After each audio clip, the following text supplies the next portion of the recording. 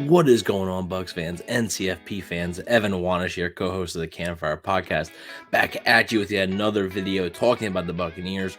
And today we're going to be going over the studs and duds from the Buccaneers Week 15 victory over the Green Bay Packers by a final score of 34-20. This is a game where the Buccaneers offense just came alive, and I'm going to get right out in front of it. There's not going to be a lot of duds this week. When you win a game by 14 on the road and your offense plays that good, there's not a lot of duds, but there are a good bit of studs. So let's get right into it. First, we have to start off with Baker Mayfield, 22 of 28 passing, 381 passing yards. Darn near 400 yards, folks. 4 touchdowns, no interceptions, and a perfect passer rating of 158.3. He is the first ever opposing quarterback to go into Lambeau and have a perfect passer rating with a minimum of 5 attempts. That's crazy. Like that, Baker Mayfield just did that. That is crazy. Now, he did have the one fumble, held the ball a little bit too long on that, but hey, when you have the day that he had of being able to be in rhythm, hit the open guys, and even when the guys weren't open, he made impressive throws. He didn't really put the ball in harm's way much. Very impressive by Baker Mayfield. And look, like, will he be this way the entire season? You know, for the rest of the season, I should say, probably not. Like, because this is the first time, but like, you could argue this was not only the best game, I mean, definitely the best game he's had as a Buck, but you could argue it's the best game he's had in his entire career. That's how good he was on Sunday. So Baker Mayfield, if the Bucs get that version of Baker Mayfield, they could beat almost anybody. Because he was really, really good, just on fire, just from the jump, honestly. And the game never really felt in doubt because of how well Baker Mayfield and this offense was humming.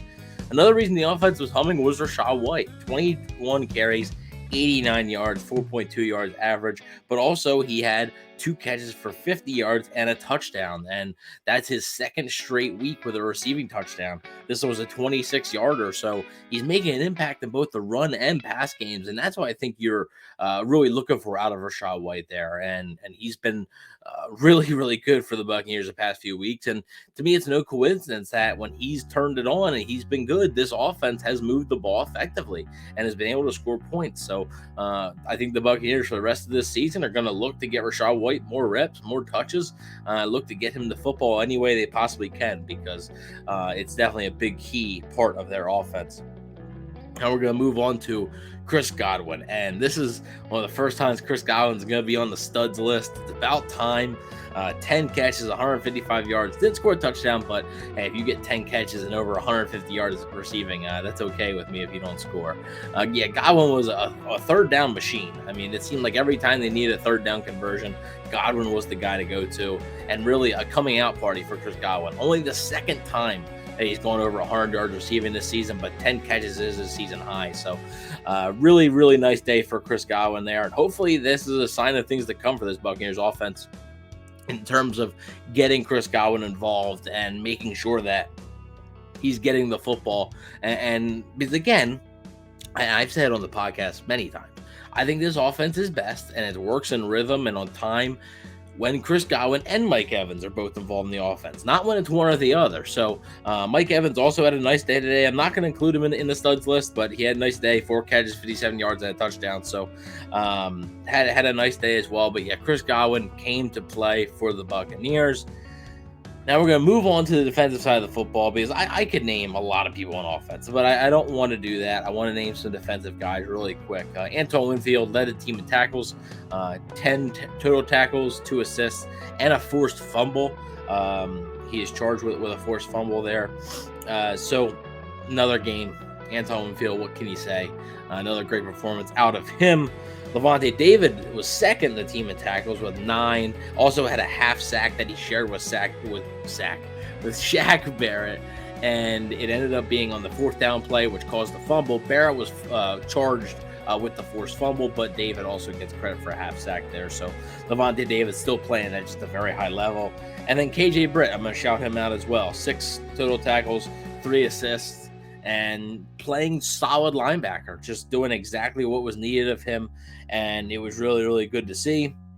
And we're also going to shout out Chase McLaughlin, who has just been fantastic for the Bucs this season. 4 for 4 on extra points, 2 for 2 on field goals.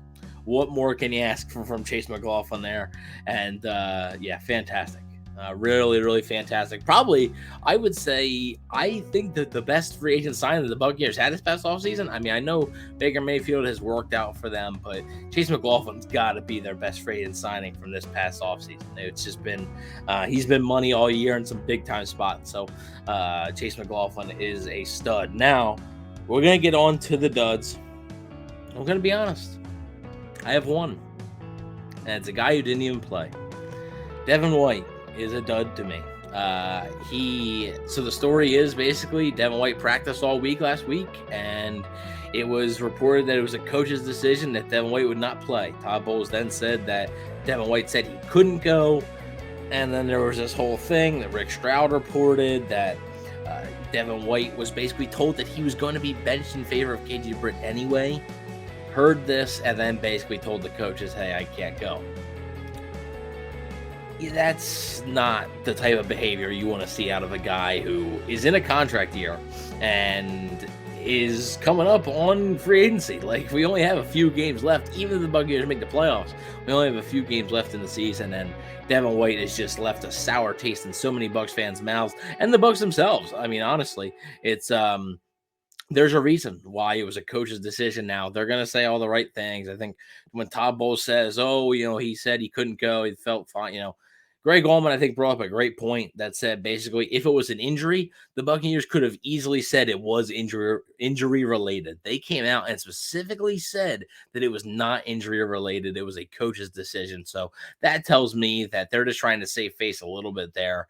And it was, in fact, the coach's decision. And Devon White has been benched and basically healthy scratched. So KJ Britt and Savassier Dennis will continue to get a look for the rest of the season. But Devon White is your one dud for this week. And it's a good week when the one dud you had on the team is not even one that's suited up. So really a dominating win by the Bucs.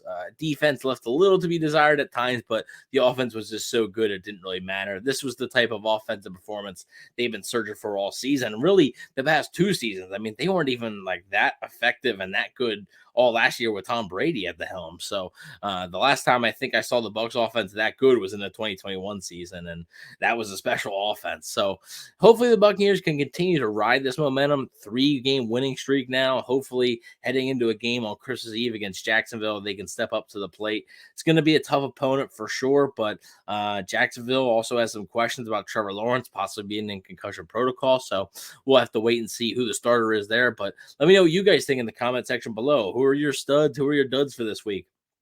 Do you agree with mine? I'm always curious to hear if you guys have any other thoughts or opinions on who you think should get some recognition as well. But with that being said, please don't forget to check out the game review show, which we did. That's on the channel and anywhere you can listen to a podcast, of course. Please don't forget to like, share, and subscribe, and go Bucs. Downfield, pull up, ball to the 5, touchdown Tampa Bay. Mike Evans does it again. Fire the cannons, Bucs. It's 1st and goal.